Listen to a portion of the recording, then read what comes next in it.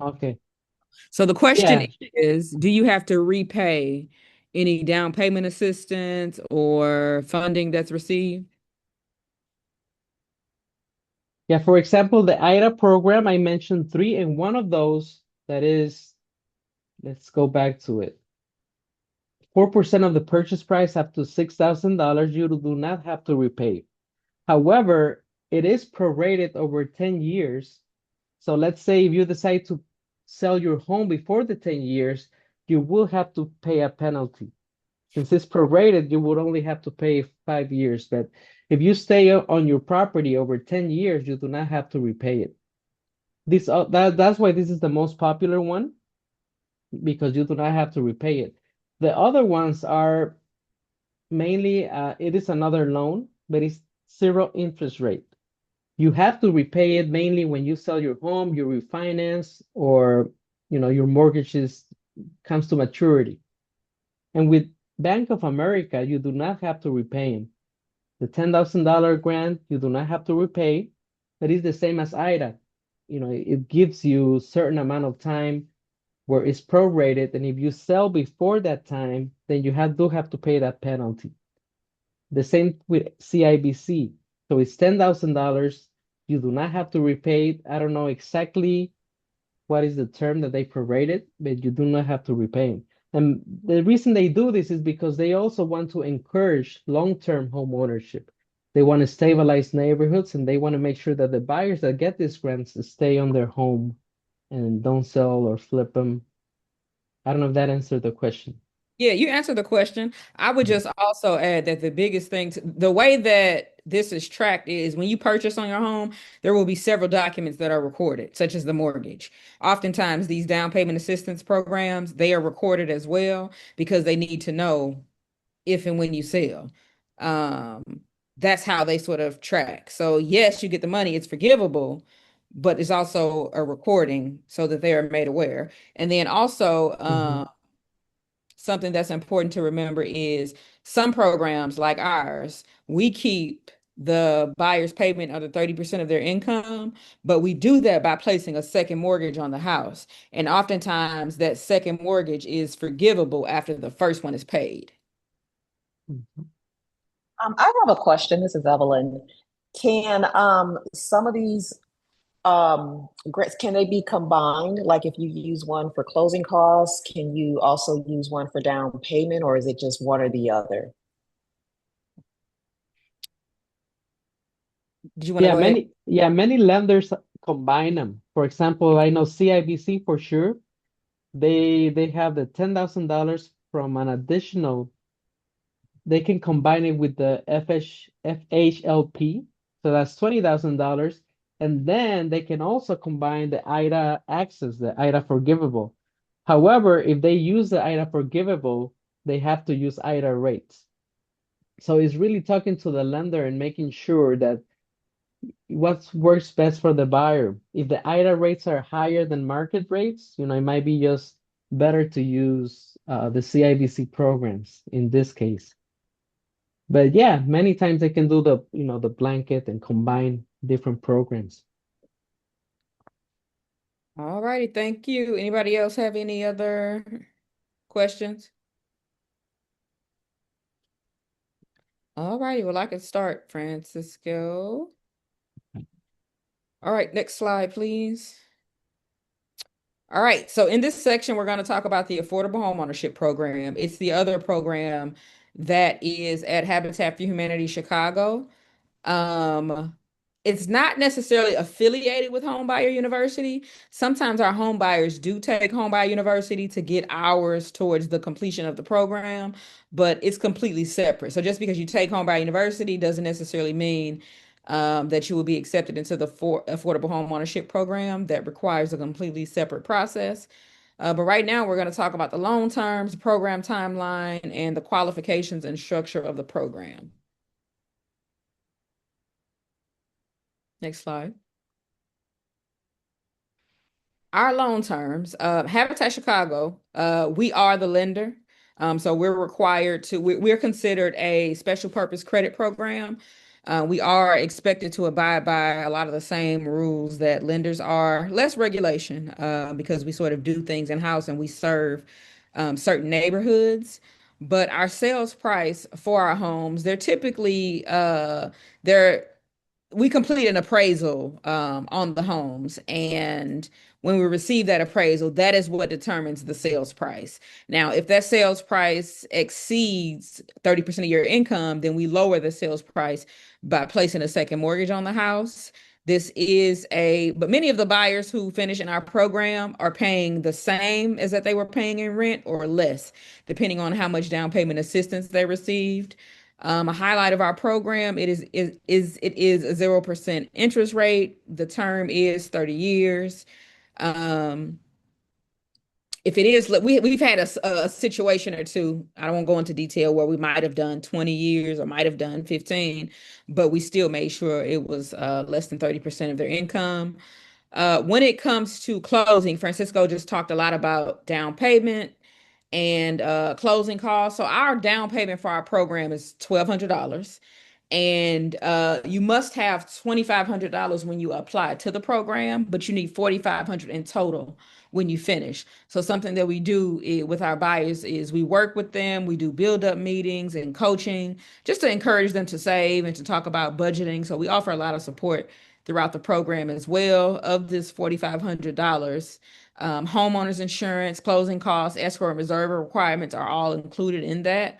And then we will also help our buyers apply for down payment assistance. The one thing I love about our program is we have agreements with other providers. So, for example, Francisco just talked about IDA. We have our own program with IDA where our buyers receive $20,000 to $25,000 in down payment assistance depending on their income. If you're under 50% of the area median income, you get 25,000. If you're above 50%, you get 20,000. We also partner with FHLB and slash BMO.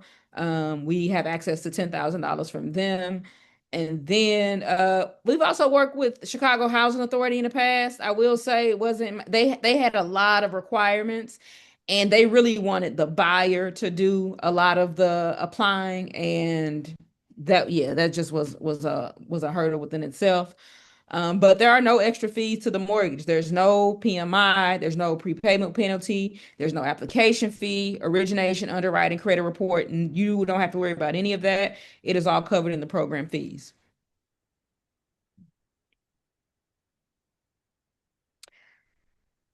So here's a little information about the affordability for over the life of the loan.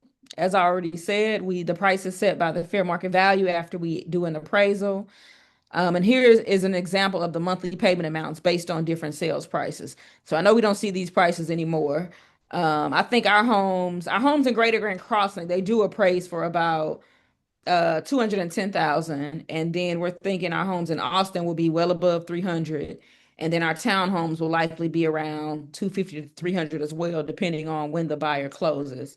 But as you all can see, because there's $0 interest and the tax estimate and the homeowner's insurance, this is how the payment changes over time. So this is how, I'm sure many of you aren't paying this or paying a lot more than this in rent. I definitely am. So this just kind of shows you how interest impacts having no interest impacts the loan. But again, if this payment is more than 30% of your income, we're going to reduce it anyway. Next slide, please. Yes, the requirement is 2,500. Somebody asked in the chat, can you repeat the requirement? Can you repeat the requirements up from $1,200 down payment? Yes. Our payment is $1,200 down, but to begin, you won't use that money until you finish the program because that's when we're going to process all the financing. We do like sort of an initial approval, and then you sign a partnership agreement, and then towards the end of the program, just like other lenders, we do a full approval. We qualify you again for the program. That's why it's important to maintain the eligibility while you are purchasing a home, whether you're in a program or whether you're working with someone else. And then $4,500 is required at closing. So you're going to save that $2,000 while you're in the program. Does that make sense? Yep, thank you. All right, you're welcome. Um, Here is just a comparison between two houses. Both of the houses are $200,000. And, on the left, you have our $200 down payment with the added $2,300 cost. This is a payment not considering, escrow. It's $555 a month. And then as you see, the payment nearly doubles. Same house, but you spend significantly more money. This is sort of a comparison that we like to show when we are telling folks about the benefit of our program. The program timeline. So it's typically, I know I have 1 month here. I'll say it's 30 to 60 days. If you meet our qualifications and our underwriting guidelines, then, after you submit all of the requirements, it's a ton of paperwork that we collect. Um, it's typically about 30 days after that. That would give Francisco the opportunity to process everything. We have an underwriting tool that we use called the DocR. We enter in all that information, and then Francisco will then pass it to me. And then after I look over everything, we get a final approval from our program director. And then you're automatically in phase two at that point. And then for 8 to 10 months, you will spend time completing the program. You're going to be on the construction site, helping build your house or your neighbor's house, depending on when you enter the program. And then after you complete all of your requirements, which we're going to talk about in a second, it typically takes about 2 months to finish and do the closing process. We can go to the next slide. It was something that I was going to say. I don't remember. The way that our program is structured is it's a combination of support meetings, partner hours, and classes. Next slide.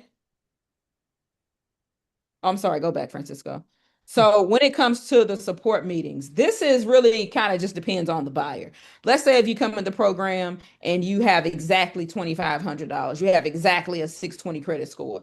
We're going to work with you so that you can increase your credit score. Most of our buyers finish with way more savings than $4,500. We try to support them as best as we can. So we call our support meetings build-ups, and we can sort of have those as you need it. It's important for us to stay in communication. We kind of need to know everything. Once you're in the program, we work with you as best as we can, but we need to know, did you get a new job? Are you going to be making more money? Mainly because we need to make sure you can still meet the program requirements. Why work that hard to qualify? We want you to stay. Partner hours is what we call, some people call it, some other habitats or organizations like ours, they call it sweat equity. We call it partner hours for individuals with a household with one adult. You're required to have 200 hours.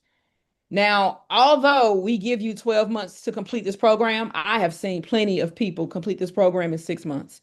I've seen them complete the program in 8 months, but they were really diligent about completing those partner hours. Um, 30 hours is education, those education classes. So a lot of the topics that we talked about at Homebuyer University, we're going to continue to talk about those classes. In addition to partner hours, we have 100 hours of mission support. If you have children, not to worry, because we also have support for children. So we have something called daycare hours. We take into account that you need to have somebody watch your child. So based on the age of the child and all of that, we kind of just credit you 70 hours. So that is a help as well. As far as our classes, they're not all finance related. We had a really good class. Was it a couple weeks ago, Francisco? Yeah. On interior design. We had a professor from Columbia College, Chicago, come, and she had a bunch of samples. We walked around our store. It just was a great experience. And then we also have like a home maintenance class. We're going to come and put holes in walls and patch them up. So we try to have fun as well. And then being on a construction site, let me tell you, when you walk into your house after you close, it is a different feeling when you know I painted these walls, I laid these floors. Like it's just yes, all of our properties are new constructions. We are in the process of building out a repair program, but we're not ready. But yes, all of them are. Next slide, please. In terms of the loan qualifications, this is how we evaluate your application. Do you have sufficient employment and or income to afford the monthly mortgage payment? Do you have the savings threshold? Do you meet a minimum credit score? Do you have an adequate history of debt and current debt levels? That's the debt to income ratio that we talked about. For us, it needs to be under 43%. Next slide. I'm going to talk about some of these other things on the next slide. As far as your income, remember I've been talking about AMI, area median income, for a very long time. This is the 40% AMI, the column that you see here. But keep in mind, April 15th of every year is typically when the numbers change. So we definitely need to update this at some point. For our program, you need to be at a minimum of 40% and a maximum of 80%. We also need to see 2 years of income in our employment history, self-employment, gig economy. That is perfectly fine. The housing ratio is not above 30%. And then we take into account special scenarios. What if you just graduated? We're not going to say, oh, you don't have job history. You know, what if you have an offer letter and you can say, hey, I just graduated? All you have to do is write a letter of explanation. So we can be pretty flexible because this is a special purpose credit program. If you've been laid off for a period of time, if you needed to leave for your child. I'm actually going to pull up the AMI chart in a second, Miss Tanya. Incarceration, recent divorce, separation. Always submit a letter of explanation when you are applying to our program. Savings. At the time of application, you must have at least a balance of $2,500 for the most recent 2 months. So that's what banks call seasoned funds. So we're going to look at 2 months in bank statements to make sure that you've had that $2,500 in there. We'll also evaluate whether you can save an additional 2,000. Can you go back for a second? We'll also evaluate whether or not you can save an additional 2,000 by the end of the program. But, let's just say you finish, we're not going to be like, we're not going to kick you out because you don't have it. We'll just, be more aggressive with our strategies. But most of our buyers, they do have it. Loan qualification, credit, and debt. You must have a minimum FICO score of 620. If your score is between 580 and 619, then additional documentation is required. So what that could look like is you want to bring me in a ComEd bill showing me you've been on time for the past 12 months. Or you want to bring in a cell phone bill showing you've been on time. The biggest thing is showing us that you make on-time payments. We notice any late payments on your credit report, you can also, that's not an automatic disqualifier. We just kind of need to know more information about it. And then if there's been identity theft, as long as it is documented and we have, you can provide us access to the information, we can address that as well. As I said earlier, your debt to income ratio cannot exceed 43%. We take all of the debts that are on your credit report, and it can't be no more than 43% of your income. At the time of your application, it must be at least 2 years from the resolution date for any bankruptcy. That's for most banks. If you file bankruptcy, you got to wait at least 2 years before you can purchase, and then 3 years from the resolution date for any foreclosure, deed in lieu, or short sale. No judgments or pay schedule in place. And somebody just asked me what is the maximum required. I'm gonna put the link in the chat so that you can see the most recent AMI chart in Chicago. But this is a general amount. It hasn't. This actually might be this year's. Now that I'm thinking about it. Again, 40 to 80%. So you have to be in between these two numbers for our program. So at least 30,920, no more than 61,800. Does that make sense, or should I pull up the other chart? Also, our program is 40 to 80%. There are other programs with higher incomes, 100%, 120%. So don't think that these like affordable home ownership programs, they're not just, most of them are, yes, for buyers under 80%, but there are plenty of like tax credit apartments and AROs and things. That's, for renters, but to where you can make more money than the 80%. Next slide, please. Willingness to partner. That's also a phrase that I've learned.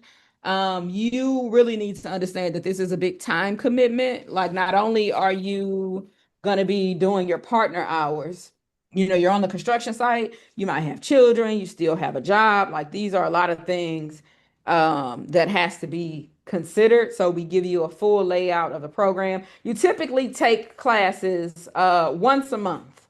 There are several other opportunities for our home buyers as well. But sometimes you could even go to the restore and volunteer if you want to. And then the biggest thing is being communicative and then ongoing participation. I've been ghosted a couple times and it's just like, man, I wish they could have, would have just told me what was happening. I would have done whatever I could to help them. But you all won't ghost me though, so it's okay. Next slide. Willingness. Tyler, I love how engaged you are today. Not to say you weren't engaged the other times, but I'm enjoying it. Willingness to partner. Also, we've talked about this HUD class quite a bit. All of those down payment assistance programs that Francisco mentioned, they require this certificate. If you ever hear the term like home buyer certificate or HUD or housing counseling certificate, it's an 8-hour class that also comes with an additional appointment to meet with the counselor. And this is really how you access down payment assistance. Now, this is good for maybe a year. Am I right, Francisco, for most programs? Yeah, Okay. 12 months. Good for a year. So be mindful of when you take it so you won't have to redo it. We work with a few organizations that offer it for free for our buyers, but yes, I've seen some that cost, some that are free. So definitely shop around because if you don't have to pay for it, why not? Most of the times you want to do it online, you have to pay. Um, Also, you have to meet with us regularly. I promise I'm not going to like call you every day, but at least once or twice a month, there will be some sort of engagement. But most buyers are excited and happy to do that. Like they, like that support throughout the program. And then notify us of any income or household changes. Okay, I'm going to break down. I talked a little bit about educational classes a second ago. Um, Classes are designed to ready you for successful home ownership and support community building. They're taught by Habitat Chicago staff and are professionals in their fields and include occasional guest speakers slash panel conversations. Some of the classes that we have, construction basics or skills, finances, insurance, and taxes. Oh, we also do classes. They're not all in person. So when we have those classes on a monthly basis, they can be on Zoom too. And then the biggest thing is I like to provide that schedule as soon as you enter the program because so you'll know because it's kind of very difficult. You can't really reschedule a class with us. We do have online classes as well towards the end of the program. Um, and then okay, I already said that attendance and participation required for all classes. Next slide, please. Build up meetings. This is one-on-one time to check in on your goals and progress. It's conducted with Habitat Chicago staff. Sometimes it may be because we are a lender, we have to tread lightly on the services that we offer to you all. So sometimes it may be necessary for you to meet with a HUD counselor. Instead of meeting with us, it'll be in your best interest, honestly, to meet with the HUD counselor. And then it's typically about 2 to 4 meetings throughout the program. Kind of just depends on the buyer. We can be really flexible on these build up meetings. Our office is located in the South Loop, but let me tell you, I've gone to a coffee shop like in Austin just to meet with the buyer because it was closer to their house. So again, we just want to support you all and make the homeownership process a fun one. Next slide. Other requirements. You are not eligible if you currently own a home or land or have owned in the past 3 years. When you see like first time home buyer programs, that typically does not mean you cannot own at all, it means in the past 3 years. So after 3 years, if you haven't owned in 3 years, you're considered a first-time home buyer again, and you can qualify for those programs. Rental history. You must submit proof of rental payments for the past 12 months, all on time. Um, if no current verifiable rent, you must show 12 consecutive months of comparable size savings or debt reduction payments. We understand that family, they move in together, they want to save. That's fine. Just, your bank statement should support that. So we'll see on your bank statement that you've been saving on a month-to-month basis. Um, City of Chicago debt. If you have any outstanding, most folks want to know, why can't you have any tickets? It is, first of all, we have to count it in your debt. But when it comes to real estate development, a lot of our programs are associated with the city, and there are regulatory agreements that are associated with that as well. And all that means is you need to pay the tickets off before you close on the home, because they're going to check. What's the name of the check? Is it Scaffloff? Francisco, the check to see if there's any city debt. I'm not familiar with, but I know there's a website that you can check city tickets of Chicago. Just by typing it, you will get to that website. Okay. And then when you apply for the program, we do a national sex offender registry check, a special designated national and black persons list as well. If you don't know what that is, then that's good.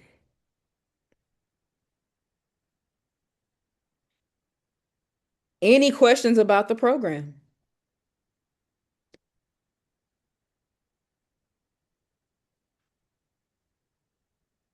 I'll also add that right now, so we build in Greater Grand Crossing, West Pullman, and Austin.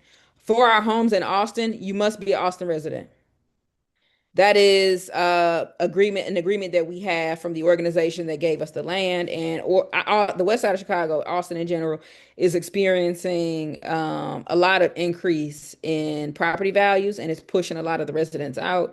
So it was our goal to keep the residents in the neighborhood and to provide them with the new construction property that is also an affordable loan. Greater Grand Crossing, at the moment, we don't have any homes available. We probably won't start building in Greater Grand Crossing until 2027, or maybe even like spring of 2028. We also have a 20-unit townhome development in West Pullman at 115th and Halsted, right where the old Jewel Osco used to be. It's actually behind Far South Community Development Corporation, um, if you're in that area. But I encourage you all to drive by to see our properties, our townhomes. We're not accepting applications just yet. I'm thinking later on in the fall. It's a lot of things that we have to sort through when setting up an HOA, and then we have to build out a curriculum for that. We're thinking that the HOA for the townhomes will be about maybe 300, 350, but we're still going to honor our commitment to keep the loan payment less than 30% of your income. That's including the HOA. Hi, this is Evelyn. Have the homes in Austin, have those have they already started on those homes in Austin? Yes, we are going to finish those. I'm thinking maybe we're a little delayed on construction. They'll be finished in June, but we do have buyers for it. So they'll be finished in June. They'll be moving in July, August. Oh, that's great. Do we have to qualify for your program? Yes, you have to qualify for our program to purchase our homes. So yeah, Evelyn, feel free to share my contact information with anybody. Or what I'll also do is email you some program flyers if you want to keep them around the office. We have a program and loan flyer that I can send you. Yes, please do. Thank you. Any other questions? Can you stop sharing really quick, Francisco? Yes.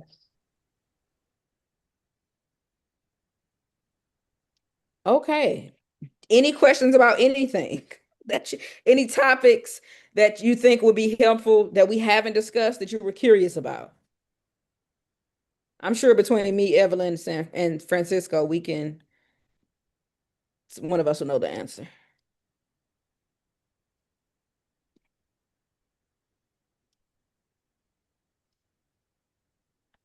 Okay.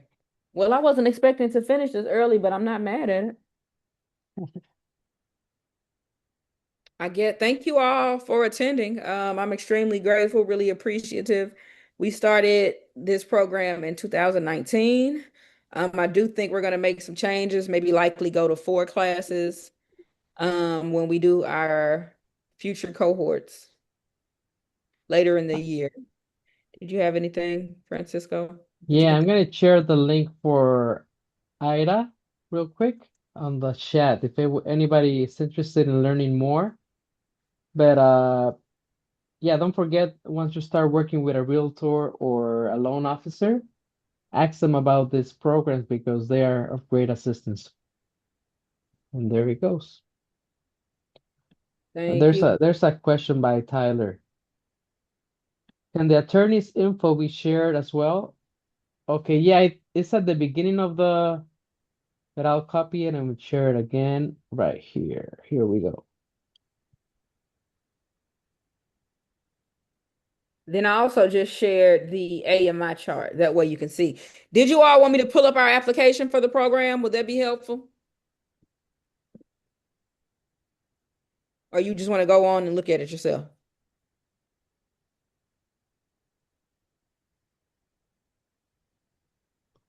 Okay, well, I guess that's it. We want to stop the recording, Francisco? Yeah, Mm-hmm. Francisco. Yes.